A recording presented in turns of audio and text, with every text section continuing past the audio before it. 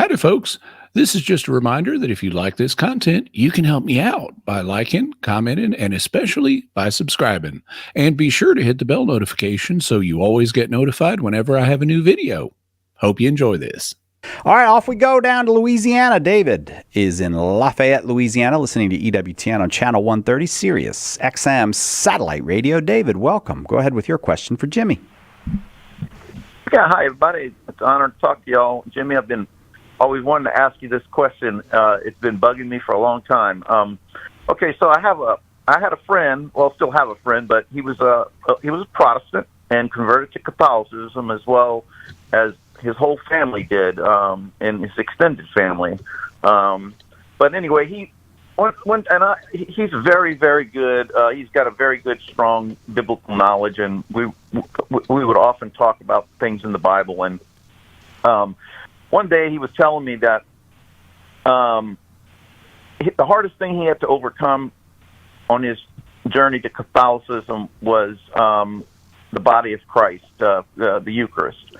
And, that's a big problem for a lot of Protestants. And he was telling me that one day he was reading John chapter 6, just trying to, doing his research. And he noticed that there was a whole bunch of people that didn't take him literally, and they just walked away, And he's always been fascinated with numbers in the Bible. And he said, the verse where the non-believers that don't want to follow him anymore in John is John chapter 6, verse 66, which is, he said, I've always been fascinated with the Antichrist and Revelation. And man, when he said that just stood out for me. He goes, and I know that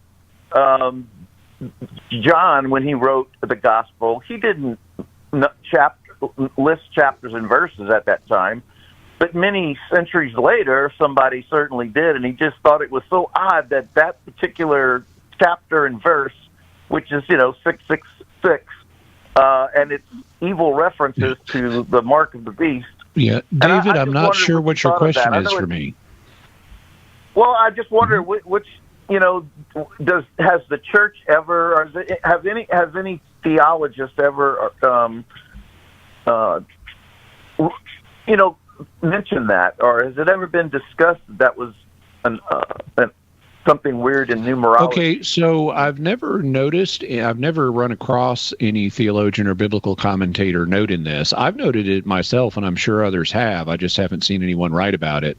The Bible chapters and the Bible verses are not in the original. So John did not write his gospel with chapters and verses. It took centuries for those to develop, and the chapters were developed first. The system of chapters that we use now was invented in the 1200s or so, and the system of verses that we use now was in the 1500s. And so there are different systems. None of them are divinely inspired. And therefore, we shouldn't attribute too much significance to this. It is ironic that John chapter 6, verse 66 is a sad verse where it says that many people who were his disciples stopped following him after he refused to qualify or modify his teaching on his body and blood.